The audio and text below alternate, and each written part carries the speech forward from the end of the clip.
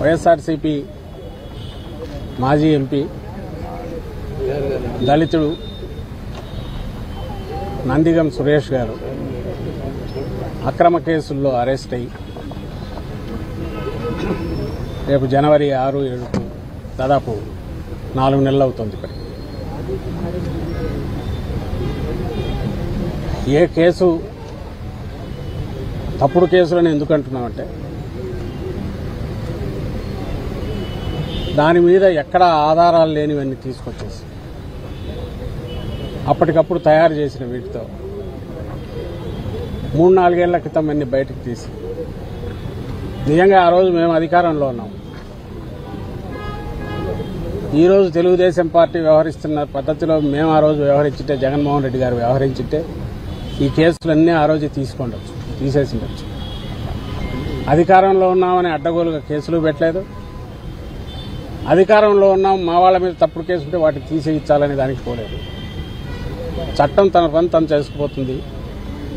ఏ డిపార్ట్మెంట్లో వాటి పని అవి చేయాలని జగన్మోహన్ రెడ్డి గారు ఏ లైన్ అయితే తీసుకున్నారో దాన్ని ఈరోజు వీళ్ళు రావడమే తెలుగుదేశం పార్టీ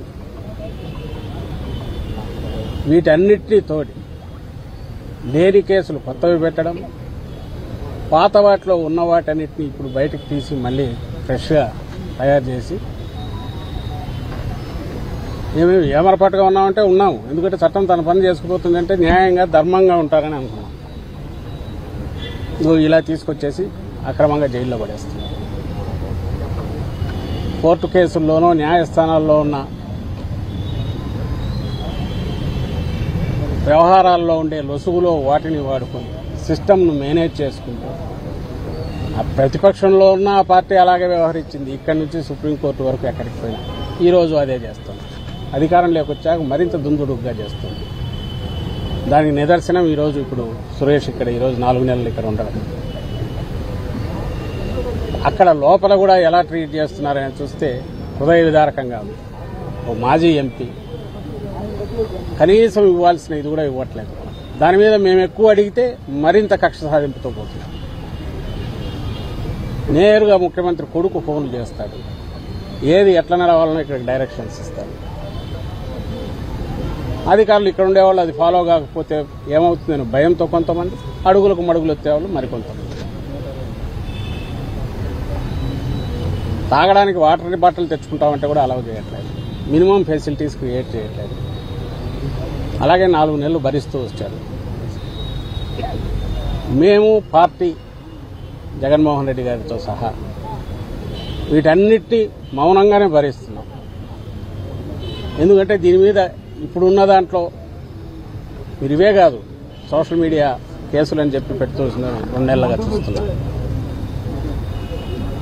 మామూలు కక్ష సాధింపు కాదు, దీన్ని తొక్కేయాలి, ఈ పార్టీ వైఎస్ఆర్సీపీ ఉనికి లేకుండా చేయాలి, బెదరగొట్టాలి, టెర్రర్ క్రియేట్ చేయాలనే పద్ధతిలో కేసుల మీద కేసులు పెడుతున్నారు.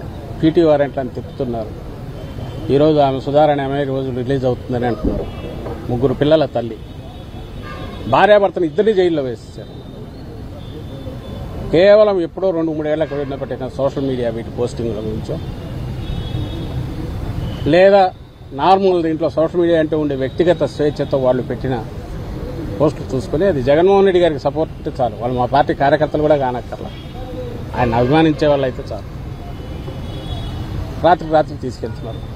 ఇప్పుడు ఇక్కడే ప్రేమ్ ఎక్కడ ఉండాలా, ప్రేమ్ మీ గుంటూరులోనే జరిగింది.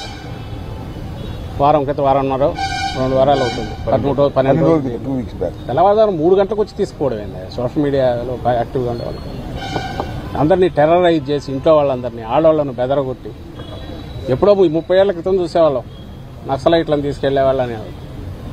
కనీసం వాళ్ళని చూస్తే భయం ఉండేది వీళ్లకు. అందుకే పోలీస్ స్టేషన్ పీటీ వారెంట్లు ఇట్లా తిప్పేవాళ్ళు కాదు, ఏడపట్టుకుని వాళ్ళు తంతారు వాళ్ళు.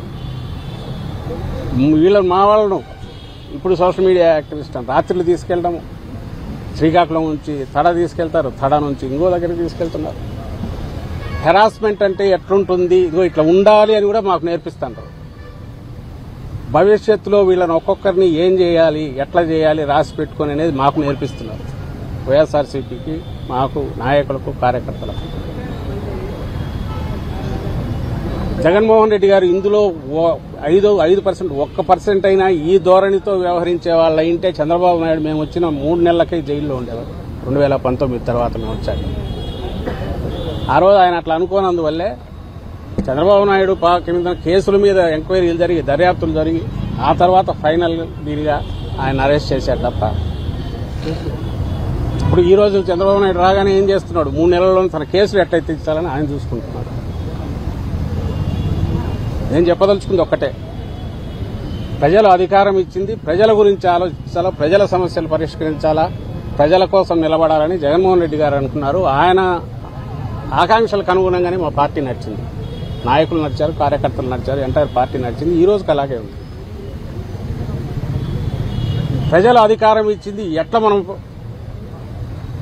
దండుకోవాలా, ఏ రకంగా మన సంపద పెంచుకోవాలా, ఏ రకంగా మన చుట్టూ ఉండే వాళ్ళవి పెంచాలా, వాళ్లే రేపు వాళ్ళ ప్రయోజనాల కోసం మనల్ని నిలబెడతారు. అలాంటి ఒక మందను తయారు చేసుకున్నది చంద్రబాబు నాయుడు. అది గతం కంటే ఇప్పుడు బరి తెగించి ఆచరణలో కూడా ఆయన చూపిస్తున్నారు. 5 నెలల్లోనే చూపిస్తున్నారు. ఈ తేడా అందరూ గమనించాలి. మౌనంగా ఉన్నాము ఇదంటే చేతకాక కాదు, గతంలో చేతకాక కాదు, ఫ్యూచర్లో కూడా చేయలేక కాదు. ప్రజలు మనకు అధికారం ఇచ్చింది, ప్రజలను చూసుకోవాలా. ఆ ఉద్దేశం లేకపోతే ఎట్లా వ్యవహరిస్తారో ఆ ఉద్దేశం లేదు. ప్రజలకు క్వశ్చన్ చేయకుండా డైవర్షన్ పాలిటిక్స్ ఎట్లా చేయాలనేది చంద్రబాబు నాయుడు ఏం చేస్తున్నాడు. అది ఎల్లకాలం చెల్లవు. కొత్త పద్ధతులకు పోతున్నారు. సాక్ష్యాలు సృష్టించడము, ఎవరితోనో రాయించుకోవడము, కన్ఫెషన్లను చేయడము, అరెస్టులు చేయడము. ఏమో మా చేత కాదా? 3-4 గంటల్లో మేము రామా? వచ్చిన తర్వాత మేము ఆపితే మాత్రం ఆగుతారా మా వాళ్ళు? ఎక్కడికెక్కడ ఇదే పని చేయడం మొదలు పెడితే వాళ్ళ పరిస్థితి ఎట్లుంటుంది? నక్క తెలివితేటలతో గుంటనక్కల్లాగా వ్యవహరించి చేసేంత తెరచాటు ఉండదు వైఎస్ఆర్ కాంగ్రెస్ పార్టీని. అలాంటి వ్యవహారాలు చేయాల్సి వస్తే పులి పంజా ఎట్లుంటుందో అట్లా దెబ్బ తగుల్చింది. ఇది నేను ఏదో దీనిగా చెప్పట్లా, నాటకీయంగా కూడా చెప్పట్లా. దెబ్బ తగిలిన వాళ్ళకి తెలుస్తూ ఉంటుంది. నువ్వు ఆ దెబ్బ కొడుతున్నావు అంటే, ఎట్లయినా కొట్టచ్చని నువ్వు చూపిస్తున్నావు అంటే, ఆ ఎట్లయినా కొట్టడంలో నీకంటే బలంగా కొట్టగలిగిన శక్తి వైఎస్ఆర్సీపీకి ఉంది. ఎందుకంటే ఇది అభిమానంతో ఏర్పాటైన పార్టీ, అభిమానులుగా కార్యకర్తలుగా ఉన్న పార్టీ, జగన్మోహన్ రెడ్డి గారిని ఓన్ చేసుకున్న కార్యకర్తలు ఉన్న పార్టీ. ఈ దెబ్బ చాలా భయంకరంగా ఉంటుంది. ఇప్పటికైనా ప్రాప్త కాలజ్ఞతతో అంటే ఆలోచించి చంద్రబాబు నాయుడు గారు కానీ ఆయన చుట్టూ ఉండేవాళ్ళు కానీ, మనమే ఒక విత్తనం వేస్తున్నాం, ఇది పెద్దది అయినాక రేపు మనకే తగులుతుందని వాళ్ళు రియలైజ్ అయితే వాళ్లకు మంచిది, రాష్ట్రానికి మంచిది, ప్రజలకు కూడా మంచి జరుగుతుంది. ఇంతే మేము విజ్ఞప్తి చేయగలిగారు. ఇది ఎల్లకాలం ఉండదు. సీజన్ మారుతోంది. 5-6 నెలలు అయింది, ఇప్పటికే మొదలైంది. ఇంకొక 5-6 నెలలు అయితే వాళ్ళు కడుక్కోవడానికే కుదరదు. వాళ్ళు గొడవలతో సరిపోతుంది. ఆ తర్వాత 2 ఏళ్ళు అయితే ఎన్నికలు వస్తాయి.